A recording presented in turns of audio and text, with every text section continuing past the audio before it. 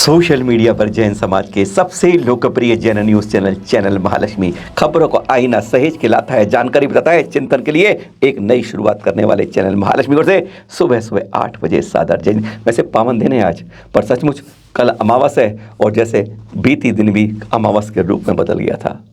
ऐसी दुर्घटनाएं संतों के विहार के समय होने वाली एक दर्दनाक चिंतन को मजबूर कर देती हैं कि कहां भटक रहे हैं हम, अपने अचल तीर्थों की सुरक्षा नहीं कर पा रहे हैं। एक बड़ा बड़ा समय उन्हें सवालिया निशान खड़ा कर देते हैं। कल सुबह की बात है, कन्याकुमारी की ओर जा रहे थे। वहां पड़ता है कि नागनेरी टोल टैक्स, ये हमारे दक्षिण के अंदर बिल्कुल कोने पर आखिरी टोल टैक्स पड़ता है, आपकी जानकारी के लिए। और कन्याकुमारी में हमारा जैन मंदिर, जहां पर ध्वजा हर वर्ष लग जाती है, तो इस बार भी 28 फरवरी को ध्वजा लगनी थी, उसके लिए 2 साध्वियों का विहार चल रहा था। एक दूसरी खास बात, साध्वी विहार करती है तो साथ में कोई भी श्रावक ज़्यादा नहीं होते हैं। अकेली 2 जा रही थी, एक व्हील चेयर में थी जो बड़ी थी, उनके साथ एक व्हील चेयर चलाने वाली थी। वेल्योर में ठहरी थी, रात को 5:30 बजे विहार शुरू किया था। लगभग 300 मीटर ही चल पाई थी, 300 मीटर ही लगभग सर्विस रोड से जा रही थी, हाईवे पर नहीं जा रही थी। वैसे कल्याण जी आनंद जी ट्रस्ट ने यहाँ पर जब इस तरह शादी जाती है, हर 15-15 किलोमीटर गैप पर धाम बना रखे हैं कि आप विहार कीजिए, वहाँ ठहरिए और आगे बढ़ जाइए। यानी श्रावकों की जैसे कोई चिंता नहीं है। वेल्योर से बड़ी 300 मीटर चली थी, सर्विस रोड पर चल रही थी। दूसरी खास बात देखिएगा कि क्या बात है, सर्विस रोड पर चल रही थी, हाईवे से ट्रक गुजरा था और एक ट्रक ने इनके पीछे से टक्कर मार दी। व्हील चेयर पर चल रही थी। उपवर्तनी राजस्थान सिंहनी गुरुनी माता जी थी हमारी, चारित्र प्रभा जी माँ साहब, व्हील चेयर से टक्कर लगते ही बहुत दूर जाके गिरी और वहीं घटनास्थल पर दर्दनाक मृत्यु हो गई। ऐसा देवलोक का मन, जो व्हील चेयर चलवा रही थी वह और साथ में उनकी शिष्या जिनाज्ञा प्रभा जी, उनको दोनों इतनी गंभीर घायल हुई, आईसीयू में भर्ती हो गई। खतरे से हालत बाहर बताई जा रही है।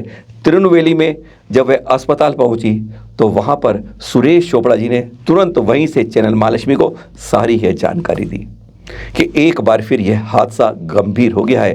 ट्रक वाला रुकता कहाँ है, ना रुका, ट्रक लेके फरार हो गया। हमारे यहाँ हर जगह ये होता है, एक फाइल बनती है, बिहार में ऐसे घंटा हुई है, जानबूझ के हुई है, क्योंकि सर्विस रोड पर ट्रक घुस जाए, ये कौन सी बात है।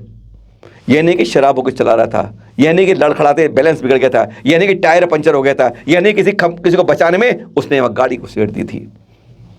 लगता है कहीं ना कहीं जानबूझकर हमारे साध्वियों के प्रति, संतों के प्रति इस तरह से यह कुचक्र रचे जाते हैं। हमें यह आरोप लगाने पर मजबूर हो जाते हैं, दया की भावना खत्म हो जाती है और इस तरह से टक्कर मार के चले जाते हैं।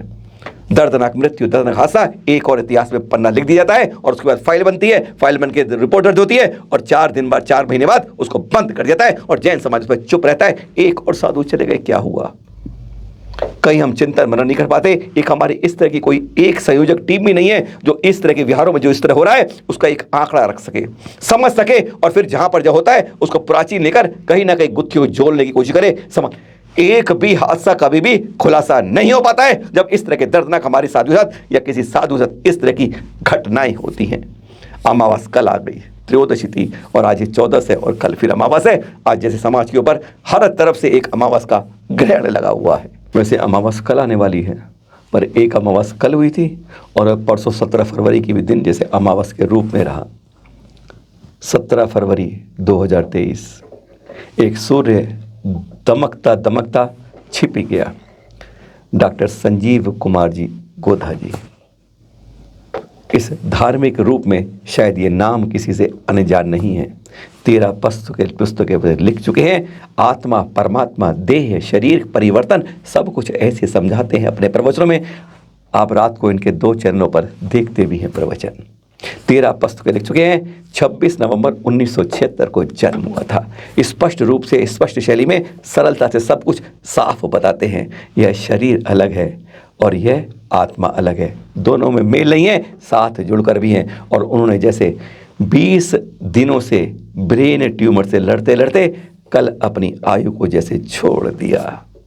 मात्र 47 वर्ष की उम्र में अपने उद्बोधन से हर को अद्भुत रूप से चरितार्थ करते हुए, आत्मा परमात्मा देह सब कुछ खुलासे करते हुए, अपने ओजस्वी भाषण से, अपने ज्ञान से, तजुर्बे से, अनुभव से हर को जागृत करते रहे।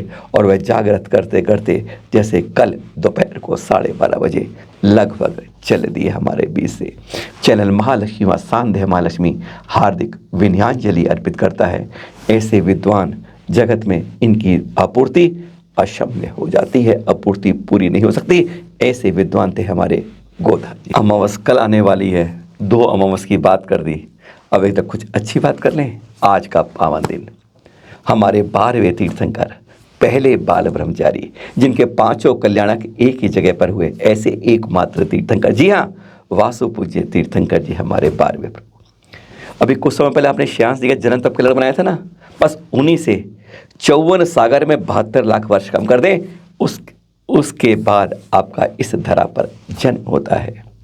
चंपापुर के महाराजा की महारानी विजया जी, कुछ कहते हैं जयावती जी, उनके गर्भ से। पता है आज के दिन तक ही 15 माह तक कुबेर सौधर्म किया, कैसे? सुबह दोपहर शाम तीनों पहर 3.5 करोड़ रत्नों की, कुछ जगह कहते हैं चारों पहर में रत्नों की बरसात करता है, निर्बाध रूप से चलती रहती है। देवांगनाएं आके रमारानी की सेवा करती हैं जयावती जी की। और फिर आपका जन्म, आपकी आयु थी 72 लाख वर्ष। पहले बाल ब्रह्मचारी, आपने राजपाट नहीं किया, 18 लाख वर्ष का कुमार काल था आपका। पूर्व जन्म के जाति 420 फुट ऊंचा कद था आपका। और फिर एक दिन पूर्व जन्म के स्मरण को सुनते सुनते वैराग्य की भावना बलवती हो जाती है। पहुंच लेते हैं कि अब मुझे वैराग्य लेना है, इस जन्म मरण के चक्रों को पार करना है।